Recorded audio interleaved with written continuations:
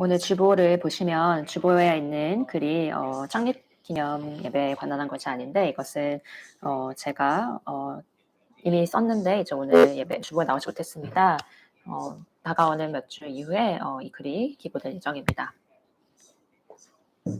오늘 게스트 스피커로서 오신 데이비드 웩 목사님은 우리 교회에서 목회를 하신 적 있는 분이십니다. 오늘 함께 말씀으로 임하시길 바랍니다.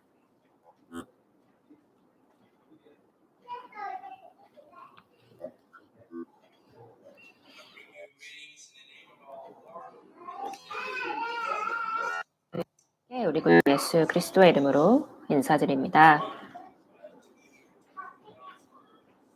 오늘 호프교회 창립 35주년 기념 예배에 이렇게 하나님의 말씀을 전하는 특권을 갖게 되어서 감사합니다.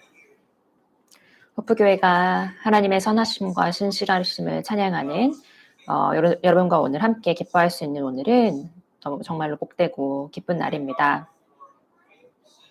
호프교회로 인해서 하나님께 감사드리며 교회 창립 원로 목사님이신 에드웨드 파웰 목사님과 우리 김 목사님과 같은 신실한 주님의 목회자들로 인해서 감사드립니다.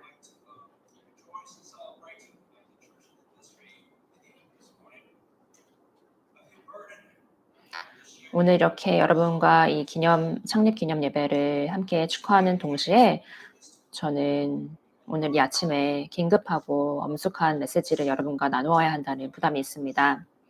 최근에 우리는 국내외에서 우리가 사랑하는 사람들, 가족, 소중한 친구들이 세상을 떠난 것을 보았습니다. 또한 여러분께서는 얼마 전에 제가 천국에서의 위대한 재회라는 주제의 설교 말씀을 전한 것을 기억하실 것입니다. 최근에 저는 많은 생각을 하게 되었고 얼마나 삶이 덧없는가에 대한 사실을 묵상하게 되었습니다. 베드로전서 1장 24절에서 말씀하듯이 말입니다.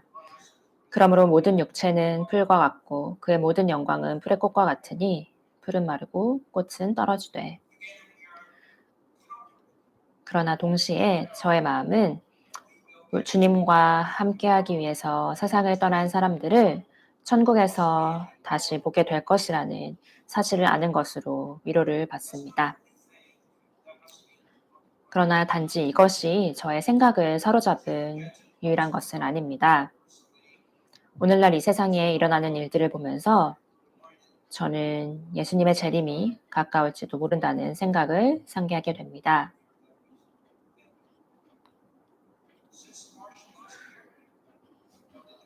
세상은 지금 극도로 취약한 상태에 있습니다. 지난 2020년 3월 코로나 바이러스가 발생한 이후로 이로 인해서 340만 명이 넘는 사람들이 목숨을 잃었습니다. 세계의 각 지역에서 사람들이 겪어야 하는 고통들을 우리가 알게 될수록 출애굽기에 기록된 재앙과 요한계시록에서 언급된 마지막 때에 나타날 큰 재앙에 대해서 생각하게 됩니다.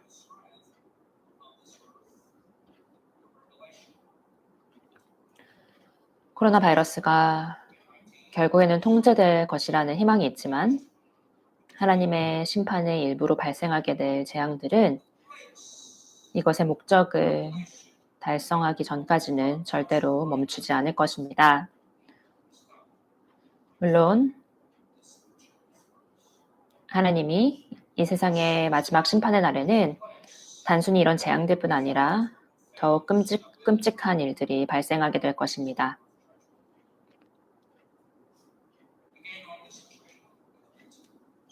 다시 이 코로나 상황을 보면 이것이 금방 해결될 것 같지 않습니다. 우리가 정말 하는 모든 일들에 대해서 모든 곳에서 더 많은 제약들이 생길 것입니다. 우리가 마침내 제약들이 조금은 풀렸다고 생각하기 바로 직전에 또다시 그것들이 만들어지게 될 것입니다. 호주에 사는 사람들로서, 특히 남호주에 사는 사람들로서 우리는 어떤 제약되어진 상황들에 대해서 별로 혹은 전혀 못 느낄 수도 있습니다. 그러나 대만, 일본, 인도, 유럽과 같은 이러한 나라들의 상황은 좋지 않으며 제가 이 설교를 준비하고 있는 이 순간에도 점점 더 악화되고 있습니다. 게다가 가자 지구에서 이스라엘과 팔레스타인의 긴장이 고조되고 있습니다. 이것은 우리 주님께서 마태복음 24장에서 말세에 대해서 말씀하신 것을 기억나게 합니다. 너희가 전쟁과 전쟁의 소문들을 듣게 될 것이나 아멘. 지금 발생하고 있는 것들을 비춰볼 때에 다시 한번 우리는 평화의 왕이 도착하시기 전까지 진정한 평화가 없을 것이라는 사실을 상기하게 됩니다. 저는 너무 우울하거나 비관적인 것들을 말하고 싶지는 않지만 제 생각에 이 세상은 적그리스도의 길을 준비하는 것으로 보입니다. 우리의 생에 이런 데에서는 모릅니다. 그리고 저는 거짓 선지자라는 비난을 받지 않습니다. 그러므로 오늘 우리가 35주년을 기념하며 저는 진정으로 우리가 다가오는 35년 이상으로 하나님의 일을 더욱더 섬길 수 있기를 소망합니다. 그러나 얼마나 많은 시간이 남았는지는 우리의 통제를 벗어난 것이며 이것은 전적으로 하나님의 손에 달려 있습니다. 이와 함께 저는 이 아침에 다음과 같은 질문을 함으로써 여러분께 도전을 드리고자 합니다. 만물의 끝이 가까워지면 어떻게 하시겠습니까? 또는 올해 말에 주님이 오시면 어떻게 하시겠습니까? 라는 질문입니다.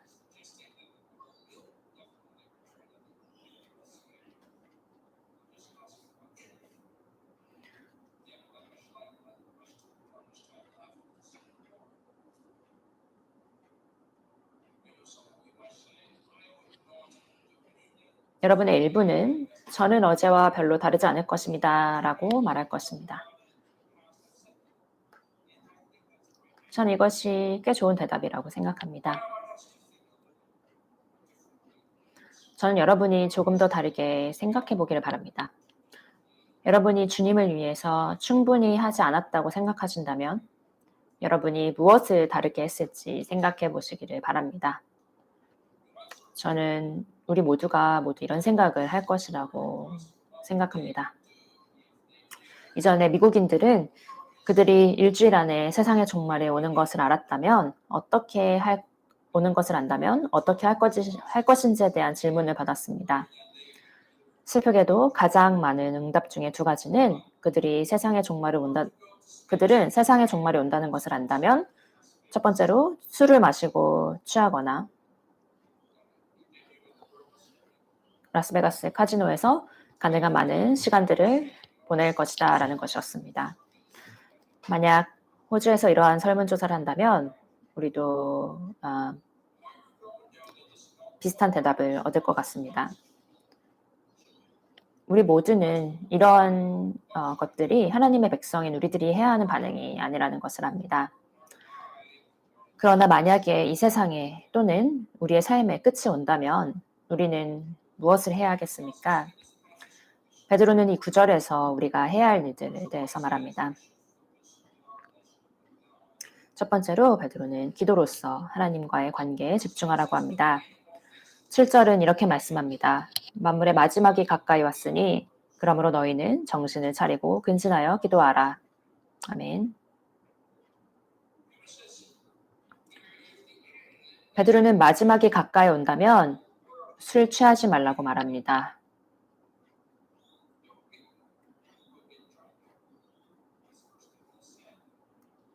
이것이 바로 그가 첫 번째로 말한 것입니다.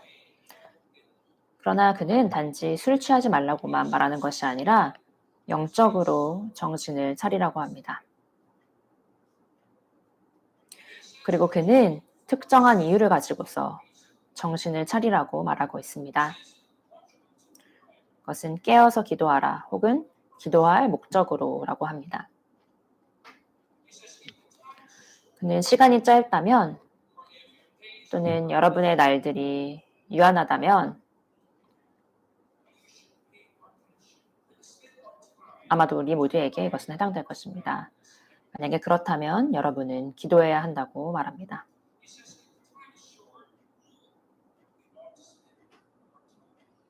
시간이 짧다면 우리가 하나님의 뜻을 찾는데 더 많은 시간을 소비해야 한다고 말하고 있습니다. 호프교회가 기도하는 교회로 알려진 것에 대해서 주님을 찬양합니다. 교회가 지금 여기에 있기까지는 많은 사람들의 기도를 통해서 이루어진 것입니다. 호프교회가 설립되고 새로운 사역들의 시작, 그리고 또 플라톤과 여기 콜로넷 라이트 가든에 있는 교회 건물을 매입한 것, 선교지를 탐색하고 또 선교사들을 지원하는 그런 사역들,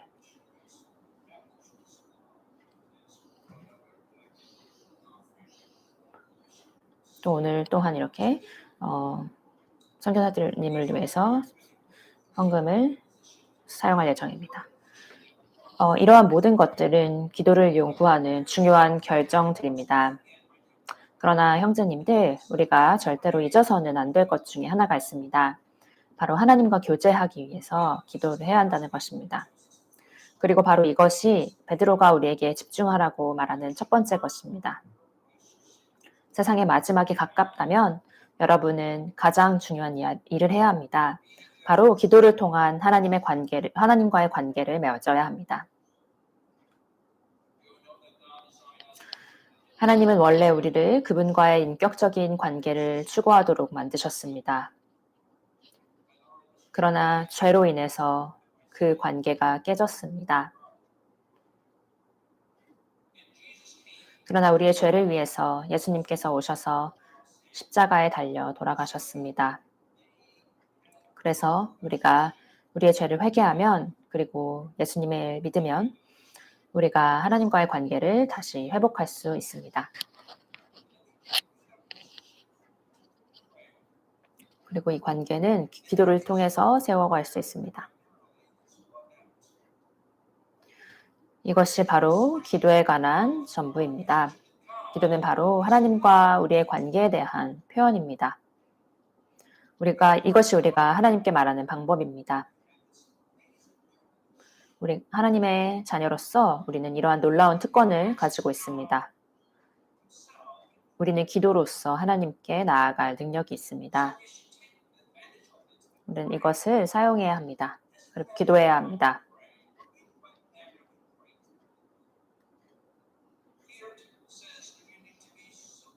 그래서 베드로가 정신을 차리라고 하는 것입니다.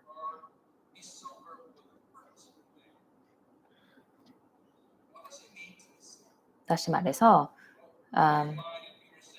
진지하게 기도해야 합니다.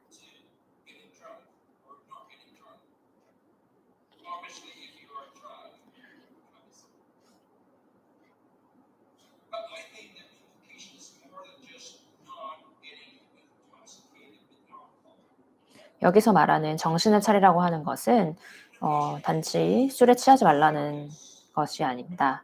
바로 기도를 할 때 진지하게 해야 된다는 그런 뜻을 말하고 있는 것으로 보입니다.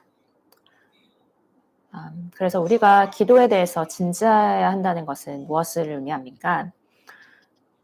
첫째로 이것은 우리가 더 많이 기도해야 한다는 것입니다. 얼마나 많이 기도해야 합니까?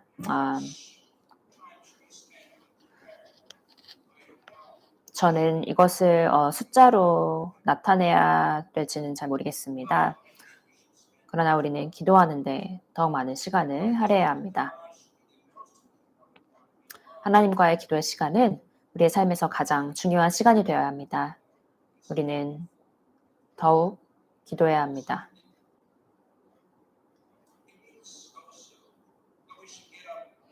이것은 우리가 아침에 일어나서 가장 먼저 하나님을 찾아야 한다는 것입니다. 왜냐하면 우리의 삶에서 하나님이 가장 중요한 분이기 때문입니다. 그리고 우리는 기도로서 하나님과 질적인 시간을 가져야 합니다. 이것은 우리의 기도를 그 아침 시간에 멈추지 않고 하루 종일 자발적인 기도로 계속 하나님과 이야기하는 것입니다.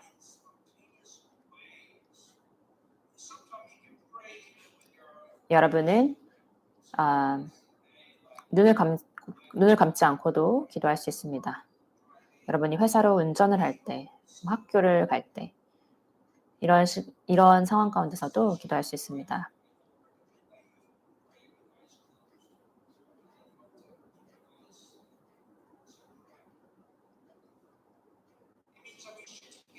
이 말은 우리가 데살로니가전서 5장 17절에서 쉬지 말고 기도하라고 바울이 말한 것에 더욱더 가까이 간다는 것을 의미합니다.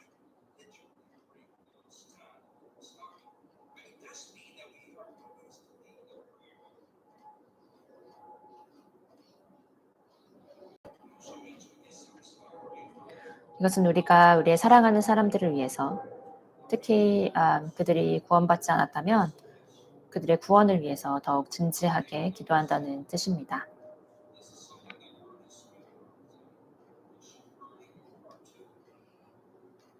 이것은 저의 마음에 부담을 줍니다. 구원받지 않은 우리의 친구들 그리고 가족들을 위해서 기도하는 그런 부담을 갖게 됩니다.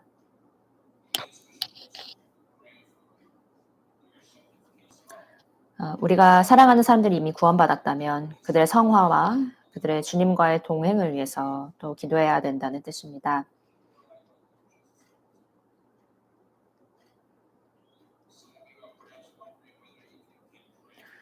여러분들 중에 일부는 아마도 여러분이 가장 좋아하는 푸티 팀이 이번 시즌에 이기도록 기도해도 될지 궁금하실 것입니다.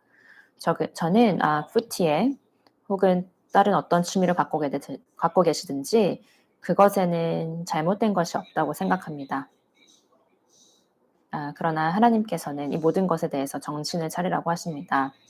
취미는 이것이 머물러야 하는 자리에 놓아두십시오. 다시 말해서 여러분의 삶에서 하나님의 자리를 그것들이 차지하도록 하지 마십시오.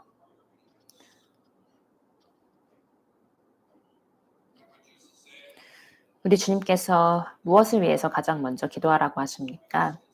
주님은 먼저 그 나라와 그의 의를 구하라. 그리하면 이 모든 것이 너에게 더해지리라고 말씀하셨습니다. 이것은 우리의 기도와 우리와 주님과의 동행이 우리가 주님의 나라를 구하는 것이 처음이며 우선순위가 되어야 한다는 말씀입니다. 제가 앞서서 말씀드린 것처럼 우리는 이 땅에서 얼마나 많은 시간이 남아있을지 모릅니다. 그렇기에 우리가 정신 차려야 합니다.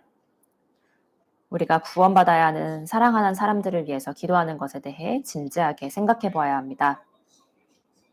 이것이 바로 우리가 하나님께 기도할 때 암시되는 것입니다. 하나님의 나라가 오십시오.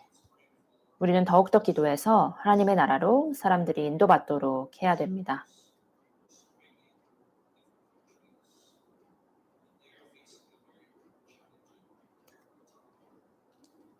우리는 우리가 전에 하지 않았던 것처럼 그렇게 기도해야 합니다.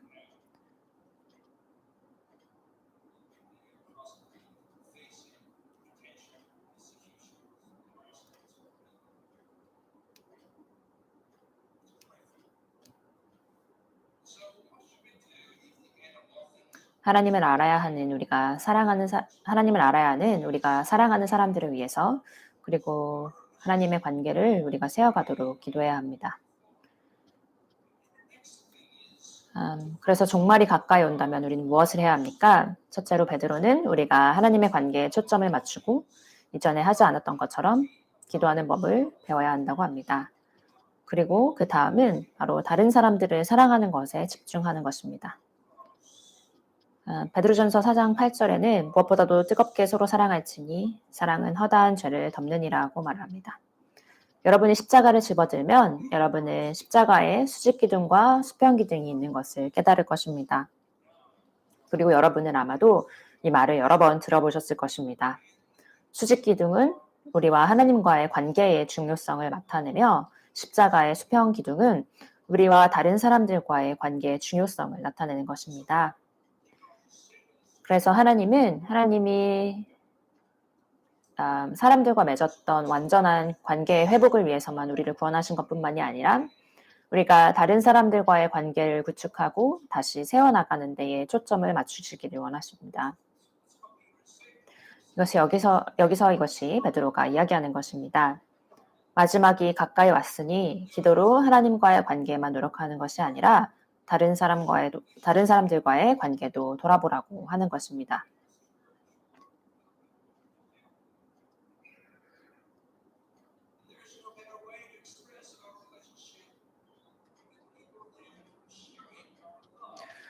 다른 사람, 그리고 특히 하나님을 섬기는 가정에 대한 우리의 사랑을 보여줌으로써 우리의 관계를 더 잘 표현할 수 있는 방법은 보여주는 것이 우리의 관계를 가장 잘 표현할 수 있는 방법입니다. 베드로는 베드로전서 4장 8절에 무엇보다도 뜨겁게 서로 사랑할지니라고 말합니다. 킹 제임스 버전의 영어에 익숙하지 않으신 분과 또 교회에 새로 나오시는 분들에게 설명을 드리자면 여기서 사용된 charity라고 하는 영어 단어는 사랑을 뜻하는 단어입니다.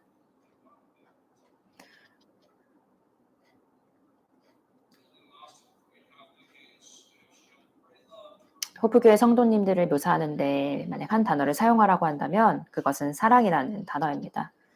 35년 동안 하나님의 종과 선교사님들에게 호프교회는 하나님의 큰 사랑을 보여주셨습니다. 여러분은 또한 필요가 있는 사람들에게 여러분의 환대를 제공했습니다. 여러분은 말 그대로 교회와 해외의 과부들과 가난한 자들을 도왔습니다. 여러분은 여러분의 마음을 상하게 했던 사람들에게 용서를 나타냈습니다.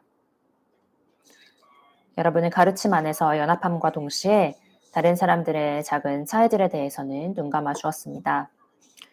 그렇기 때문에 용기를 내시기 바랍니다. 우리는 언제나 교회로서 할 수 있는 것들이 더욱 많습니다.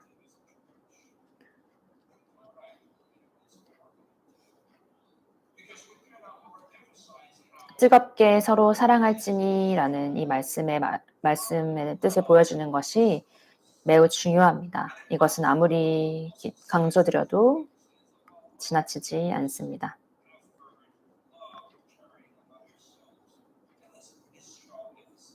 그리고 베드로는 무엇보다도 뜨겁게 서로 사랑할지니라고 말합니다. 이것은 상당히 강한 어조로 말하는 것입니다. 왜 무엇보다도라고 말을 했습니까? 왜냐하면 사랑은 가장 중요한 것이기 때문입니다. 바로 사도 바울이 그런즉 믿음, 소망, 사랑 이 세 가지는 항상 있을 것인데 그 중에 제일은 사랑이라고 말하는 것처럼 그렇게 말입니다. 이 세상이 끝나고 이 삶이 끝나면 우리가 한 많은 일들이 쓸모없는 일들이 될 것입니다. 또한 우리가 그 일들을 위해서 소비한 모든 것이 바로 낭비가 될 것입니다.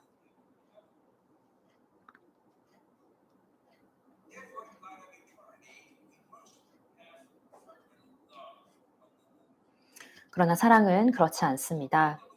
우리가 하나님과 그분의 백성들에게 보여준 그 사랑은 영원할 것입니다. 그래서 마지막이 가까이 올 때 사랑하라고 하는 것입니다. 하나님께서 호프교회가 여태까지 그랬던 것처럼 계속 다른 사람들을 사랑하도록 하나님께서 도우시기를 바랍니다. 그리고 베드로가 여기서 특히 다음과 같이 덧붙이는 것을 주목하는 것이 중요합니다. 바로 사랑은 허다한 죄를 덮느니라고 말합니다. 이것은 무슨 의미입니까? 이것은 우리가 다른 사람들에게 사랑을 나타낸다면 어떻게든 이것이 우리 자신의 죄를 덮거나 용서하는 것을 의미하지 않습니다. 우리의 죄를 덮을 수 있는 것은 오직 한 가지, 바로 예수 그리스도의 보혈입니다. 그렇기에 여기서는 이것을 의미하는 것이 아닙니다. 그렇다면 무엇을 의미합니까?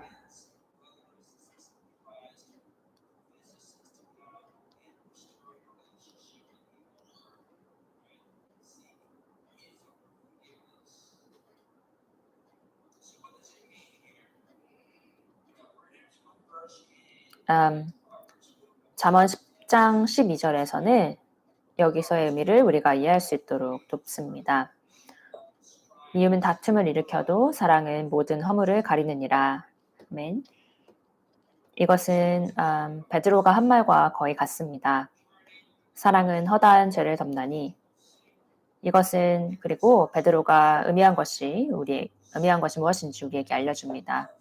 여러분이 누군가를 정말로 사랑한다면 여러분은 그들의 삶에 많은 잘못들과 죄를 눈감아주게 됩니다.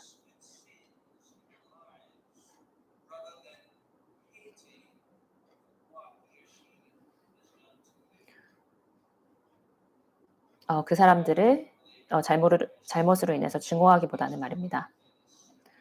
여러분이 이것에 대해서 생각을 해보신다면 이것이 사실이라는 것을 본능적으로 알아차릴 것이라고 생각합니다.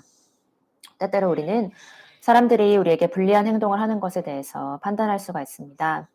그러나 여러분이 누군가를 정말로 사랑한다면 그들이 하는 작은 일들을 눈감아주게 됩니다.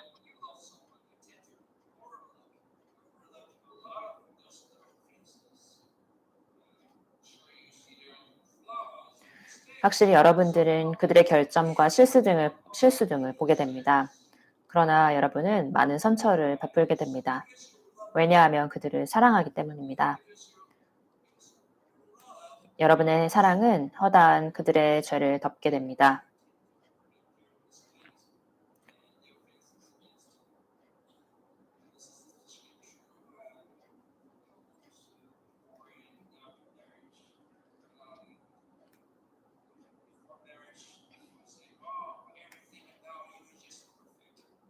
이것은 결혼한 부부들에게 많이 적용이 됩니다. 결혼하기 전에 서로를 바라볼 때에 어, 서로를 완벽하다고 생각할 수도 있습니다.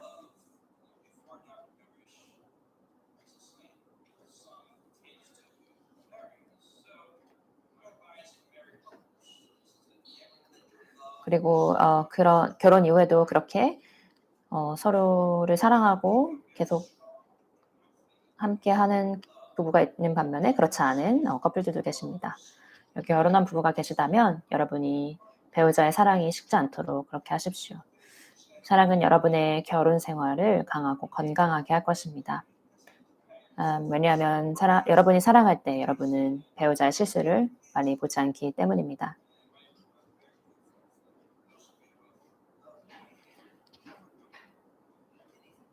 수년 동안 저는 알게 모르게 많은 분들의 기분을 상하게 했습니다. 많은 것들은 제 자신의 죄와 연약함 때문이었습니다.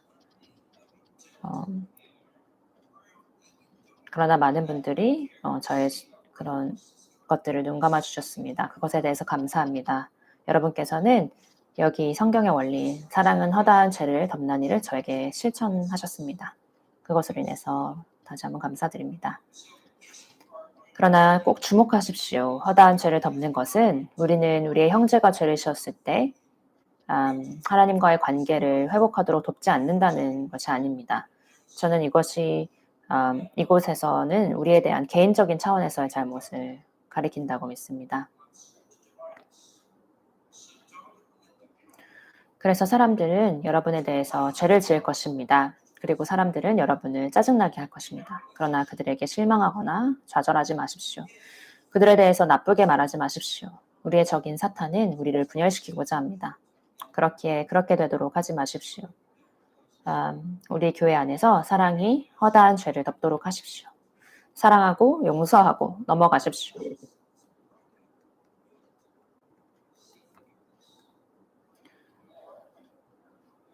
관계가 깨졌다면 그 관계를 다시 세워가도록 노력하십시오.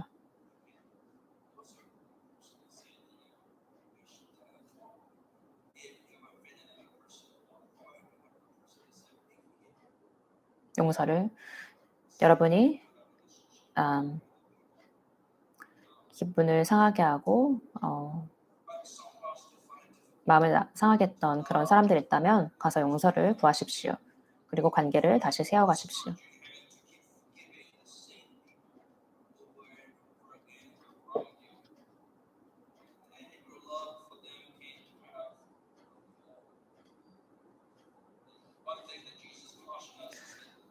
그러나 계속적으로 같은 잘못을 하고 또 같은 문제를 반복해서 일으키는 사람들에게는 여러분의 사랑이 식어갈 수 있을 수도 있습니다. 예수님께서 우리에게 경고하신 것은 바로 이 마태복음 24장 12절에 말씀입니다. 불법이 성함으로 많은 사람의 사랑이 식어지리라. 예수님께서는 이것이 말세의 징조 중에 하나라고 하셨습니다. 그래서 베드로는 독자들 그리고 우리에게 이러한 일이 발생하도록 내버려두지 말라고 하는 것입니다. 여러분의 사랑이 식지 않게 하십시오. 왜 우리의 사랑이 식습니까? 이것은 많은 죄악 때문이고 반복되는 죄악 때문입니다. 이것은 우리를 낙심하게 하고 사람들에게 무관심해지도록 합니다.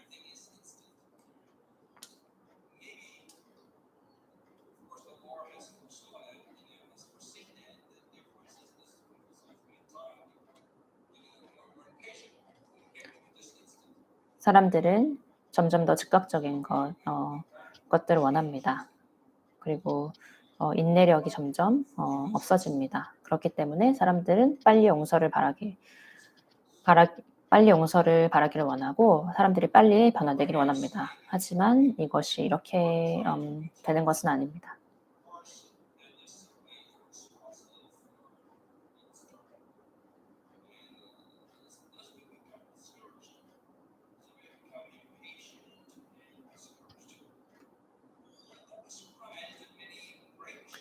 그렇기 때문에 이러한 일들을 우리가 낙심하고 또 무관심하게 되도록 합니다. 그러나 많은 위대한 선교사님들도 낙심하여서 그들이 복음을 전하라고 부름받은 사람들을 사랑하는 것을 힘겨워했습니다. 이분들은 결코 완벽하다거나 그들이 살게 된 삶에 완전히 준비가 되었다거나 완전히 무장된 사람들이 아니셨습니다. 그들의 믿음이 수많은 시간 동안 인내와 고난으로 시험을 당하였습니다. 그리고 많은 사람들은 포기하고자 했습니다. 그러나 하나님에 대한 순종으로 그분들의 이야기는 우리의 오늘날까지 우리에게 큰 동기부여가 됩니다. 우리는 이러한 이유로 또한 선교사님들을 위해서 많이 기도해야 합니다.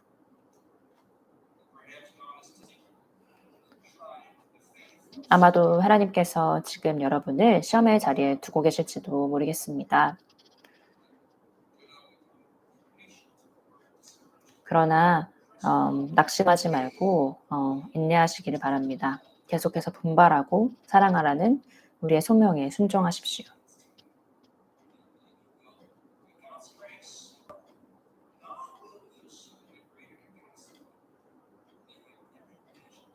여러분께서 이 시험을 통과하신다면 여러분께서 상상도 하지 못한 방법으로 하나님께서 여러분을 더 크게 사용하실 것입니다. 또 따라서 만물이 마지막에 가까이 올 때에 여러분은 최선으로 할 수 있는 것은 첫 번째로 하나님의 관계에 집중하는 것을 배우고 또한 다른 사람들을 사랑하는 데 집중하는 것입니다. 여러분이 사랑이 식지 않게 하십시오.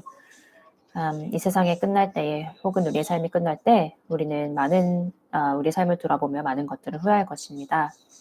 그러나 여러분은 사랑했던 것을 돌아보면서 후회하지는 않을 것입니다. 베드로는 마지막이 가까이 온다면 사랑에 집중하십시오. 특히 교회 안에서 서로 사랑하는 것에 집중하십시오라고 말하는 것입니다. 그리고 세 번째로 우리가 마지막에 가까이 올 때 할 수 있는 것은 예수님께서 다시 오실 때까지 영적 은사를 사용하는 것에 집중하는 것입니다. 베드로전서 10장에서 11절 말씀은 각각 은사를 받은 대로 하나님의 여러 가지 은혜를 맡은 선한 청지기 같이 서로 봉사하라. 만일 누가 말하려면 하나님의 말씀을 하는 것 같이 하고 누가 봉사하려면 하나님이 공급하시는 힘으로 하는 것 같이 하라고 말씀합니다. 여기서 베드로는 우리 모두가 알아야 하는 그리스도인들의 삶의 중요한 원리에 대해서 소개합니다. 바로 하나님께서는 그분의 자녀들인 우리들에게 성령의 힘으로 하나님을 섬길 수 있는 선물과 능력을 주셨습니다. 그리고 성령께서 우리의 삶으로 들어오실 때 성령은 특별한 방법으로 그분의 교회를 섬길 수 있는 은사와 능력을 가지고 오십니다. 베드로는 10절에서 모든 사람들은 성령께서 주신 섬김을 위한 은사가 있다고 말합니다. 이것은 모든 그리스도인들이 주를 섬기기 위한 성령의 은사가 있다는 것을 말합니다. 모든 사람은 남자, 여자 모두를 지칭하는 일반적인 용어입니다. 따라서 우리는 모두 하나님께서 섬김을 위해서 주신 능력이 있습니다. 이것은 우리가 그분의 교회를 위해서 어떤 방식으로든 섬겨야 한다는 것을 말합니다. 지금 호프교회가 이 자리까지 있는 이유는 다양한 영역에서 주님을 열심으로 신실하게 섬긴 많은 형제 자매들이 있기 때문입니다. 그 사역들은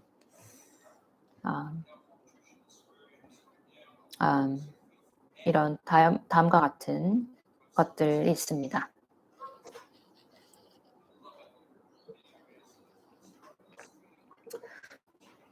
바로 설교와 가르침의 사역, 음악 사역, 상담 사역, 방문과 돌봄 사역, 그리고 방송 시스템, 차량 운행, 식탁 교재 봉사 등등 이러한 사역들을 섬기고 계십니다. 여기서 베드로는 만일 누가 말하려면 하나님의 말씀을 하는 것 같이 하고 라고 합니다.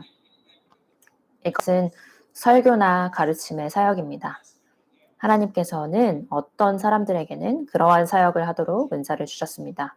그리고 나서 베드로는 누가 봉사하려면 하나님이 공급하시는 힘으로 하는 것 같이 하라 라고 말합니다. 이것은 바로 설교와 가르침을 제외한 나머지 모든 사역들을 뜻합니다. 하나님은 모든 신자들에게 설교와 가르침의 은사를 주지 않으셨습니다.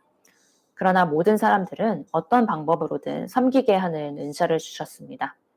악기를 연주하는 것, 다른 사람들에게 상담을 해주는 것, 집과 병원에 있는 사람들을 방문하는 것, 방송 시스템, 차량 운행, 주일에 식탁 교재 봉사 등을 제공하는 그런 것들입니다. 교회 안에서는 수많은 다양한 섬김의 방법들이 있습니다. 우리가 교회 안에서 하나님께서 우리에게 주시는 은사대로 섬기는 것은 중요합니다. 그렇지 않다면 제대로 기능하지 못할 것입니다.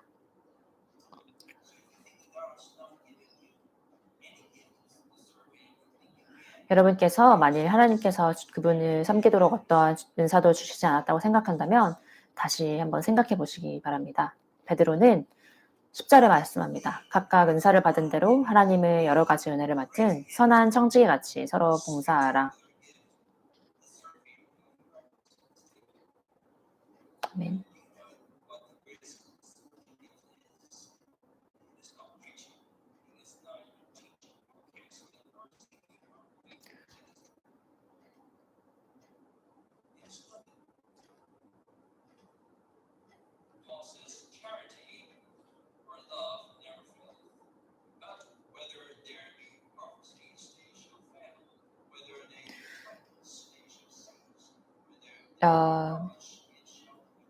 가장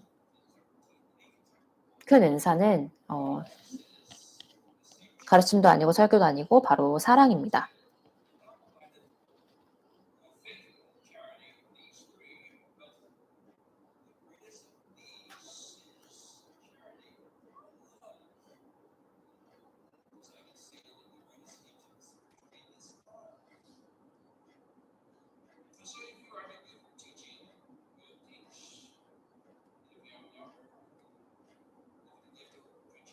여러분이 가르침의 은사가 있다면 어린이들 또는 어른들을 가르치는데 그 은사를 사용하십시오. 물론 목회자나 장로님의 승인을 위해서 그분들을 먼저 찾으십시오. 여러분의 음악에 은사가 있다면 이것을 낭비하지 마십시오. 하나님의 영광을 위해서 사용하십시오. 악기를 연주하고 성가대에서 찬양을 부르고 다른 사람들이 은사를 발견하도록 격려하십시오.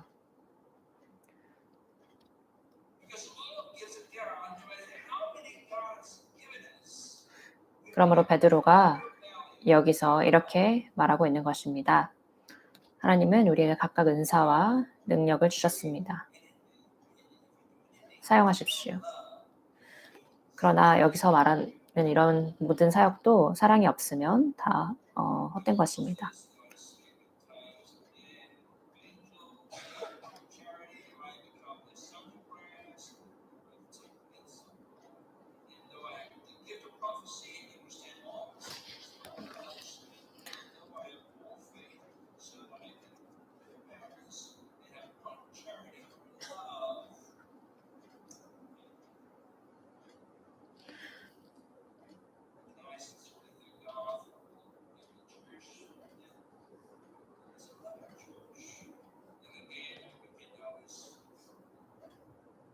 우리는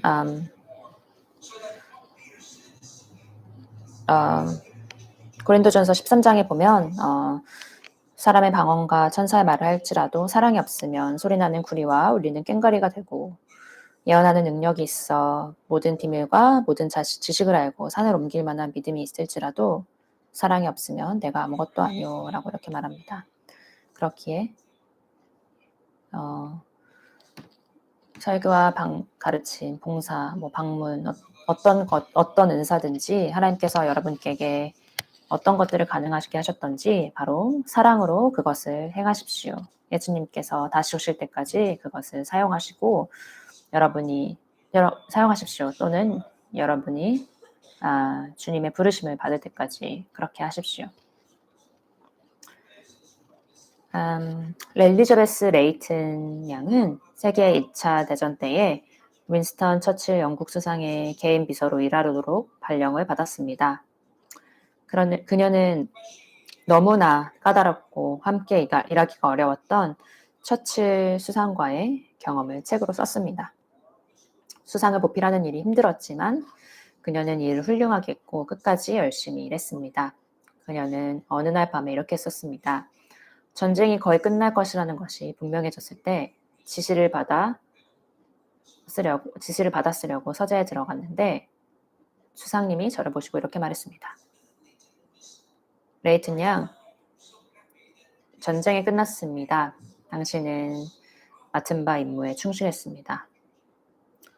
엘리자베스 레이튼은 감사했습니다. 처칠 수상을 섬기며 종종 매우 힘들고 낙심했지만 그녀는 진정으로 나라를 섬기는 임무에 대해서 충실했습니다.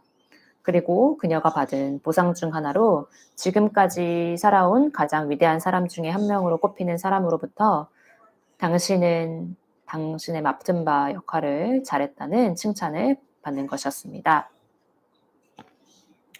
이것이 바로 하나님의 백성인 우리들이 우리 안에서 영적 은사를 사용할 때 각자의 목표가 되어야 하겠습니다. 우리는 그것들을 사용하는 데 있어서 신실해야 합니다. 하나님을 섬기고 하나님의 백성을 섬기고 그분의 교회를 섬기고 주님께서 돌아오시거나 혹은 우리를 부르실 때까지 우리가 그렇게 할 때에 우리는 언젠가 하나님께서 모두 끝났다. 너의 임무를 충실히 다 했다라고 말하시는 것을 듣게 될 것입니다. 여러분은 하나님께서 어떻게 말하시는 것을 듣겠습니까? 여러분은 여러분의 맡은 역할을 다 하고 있습니까?